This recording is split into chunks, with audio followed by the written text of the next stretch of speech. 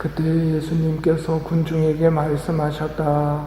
나를 보내신 아버지께서 이끌어주지 않으시면 아무도 나에게 올 수 없다. 그리고 나에게 오는 사람은 내가 마지막 날에 다시 살릴 것이다. 그들은 모두 하느님께 가르침을 받을 것이다. 라고 예언서들에 기록되어 있다. 아버지의 말씀을 듣고 배운 사람은 누구나 나에게 온다. 그렇다고 하느님에게서 오니 말고 누가 아버지를 보았다는 말은 아니다. 하느님에게서 오니만 아버지를 보았다. 내가 진실로 진실로 너희에게 말한다. 믿는 사람은 영원한 생명을 얻는다. 나는 생명의 빵이다.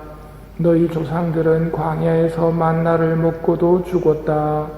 그러나 이 빵은 하늘에서 내려오는 것으로 이 빵을 먹는 사람은 죽지 않는다.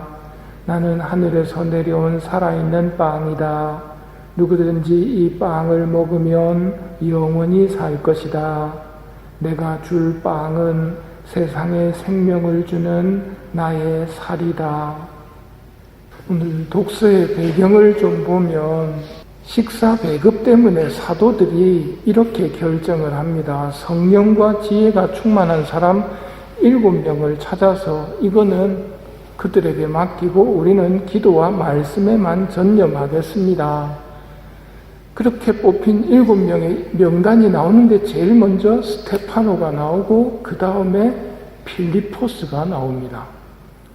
스테파노는 엊그제 들은 것처럼 체포되어서 의회에서 설교를 합니다. 근데 성령의 힘을 받아 설교하는 스테파노를 감당해낼 수 없자 사람들은 그냥 미워서 돌로 쳐 죽여버립니다. 이렇게 스테파노의 순교로 말미암아 큰 박해가 시작이 됩니다.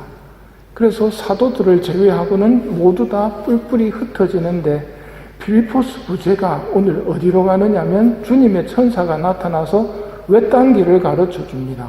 그리로 가서 저 수레에 바짝 다가서라 하고 일러줍니다. 그 수레에는 에티오피아 여왕의 내시로 재정을 맡은 고관인 사람이 이사야서를 읽고 있었습니다. 필리포스 부제가 묻습니다. 지금 읽으시는 것 알아듣습니까?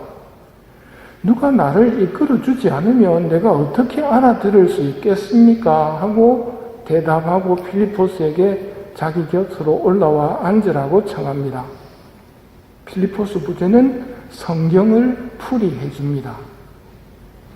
고관인 사람이 필리포스 부제에게 세례를 청하는 것을 보면 예수님께서 승천 직전에 하신 말씀, 나는 하늘과 땅의 모든 고난을 받았다. 그러므로 너희는 가서 모든 민족들을 제자로 삼아 아버지와 아들과 성령의 이름으로 세례를 주고 내가 너희에게 명령한 모든 것을 가르쳐 지키게 하여라 까지 설명한 것이 틀림없습니다. 그 말을 듣고는 제가 세례를 받아서 안 되는 게 있겠습니까? 하고 세례를 받거든요. 세례 후 성령께서 필리포스를 잡아채듯 데려가셨다라고 설명합니다.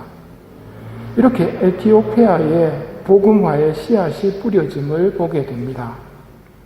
오늘 눈여겨보고 싶은 것은 지금 읽으시는 것 알아듣습니까?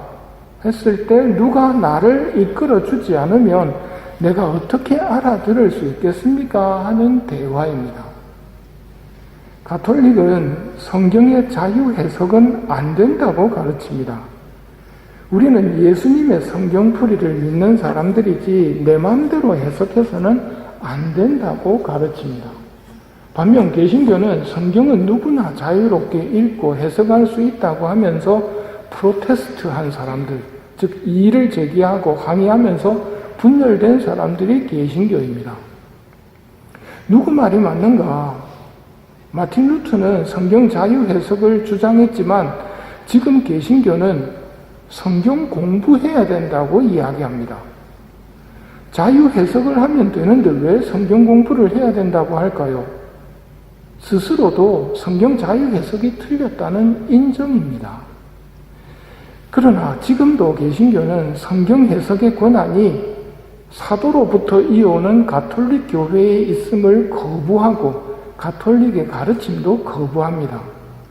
이걸 받아들이게 되면 개신교 자체가 존립할 수가 없기 때문입니다. 대신 성경 공부를 열심히 하는 것은 사실입니다만 한계가 있습니다. 예수님이 풀이해 주신 그 가르침을 받아들이지 않기 때문에 하느님의 눈치보다는 사람들의 눈치를 봅니다. 어떤 해석을 내놨을 때 이거는 이 뜻이 아닐까요? 하고 시작합니다. 그때 사람들이 해버리면 그 이론은 싹 들어가 버립니다. 그럴싸한 이론이 나와서 사람들의 지지를 받으면 그게 정론처럼 이야기가 됩니다. 그렇게 되면 어떻게 됩니까? 거의 대부분의 신비들은 사라지고 인간적 수준으로 모든 것들이 평화가 됩니다.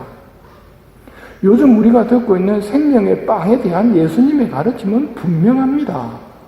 나는 생명의 빵이다. 너희 조상들은 광야에서 만나를 먹고도 죽었다. 그러나 이 빵은 하늘에서 내려오는 것으로 이 빵을 먹는 사람은 죽지 않는다. 나는 하늘에서 내려온 살아있는 빵이다. 누구든지 이 빵을 먹으면 영원히 살 것이다. 내가 줄 빵은 세상에 생명을 주는 나의 살이다. 당신의 살을 생명의 빵으로 주신다는 너무도 분명한 예수님의 가르치심을 받아들이지 않기 때문에 이 사람들이 받아들이겠습니까? 이해하지. 성체교리는 너무 믿기 어렵고 이해가 안 되니 그냥 주님의 죽으심을 기념하는 정도로만 받아들입시다. 상징적으로만 받아들입시다. 사람들이 끄떡끄떡 한단 말입니다. 즉 신비가 사라지고 신비가 폄하되는 비극이 시작되는 것이지요. 하지만 예수님은 말씀하십니다. 누구든지 나를 사랑하면 내 말을 지킬 것이다. 그러면 내 아버지께서 그를 사랑하시고 우리가 그에게 가서 그와 함께 살 것이다. 성체 성사를 통해 이 말씀이 진짜 실현이 됩니다. 우리는 예수님과 아버지와 함께 살게 되는 겁니다. 즉 성체를 영하실 때 예수님만 영한다고 생각하시면 안 되는 게 삼위일체이시라는 걸 생각해 보면 성부께서도 내 안에 오신다는 말입니다. 그걸 원하셔서 당신의 아드님으로 하여금 성체 성사를 제정하도록 하셨고, 이게 알아듣기가 어려울 것 같으니까 예수님께서는 사전 작업을 많이 하셨습니다. 그게 5,000명을 먹이신 기적, 7,000명을 먹이신 기적, 그리고 성체 성사를 제정하신 다음에 엠마오로 가는 두 제자에게 나타나셨을 때도 그들의 눈을 언제 띄워주십니까? 빵을 쪼개실 때. 그때 눈이 열리지만 다시 사라지시는 이유는 사라지신 게 아니라 그 빵 안에 현존하신다는 것이죠. 이렇게 우리로 하여금 알아들을 수 있도록 잘 준비해서 우리에게 성체 성사를 알려주셨는데, 이게 하느님의 신비다 보니까 인간 수준에서는 개신교처럼 해석해버리면 못 받아들이는 겁니다.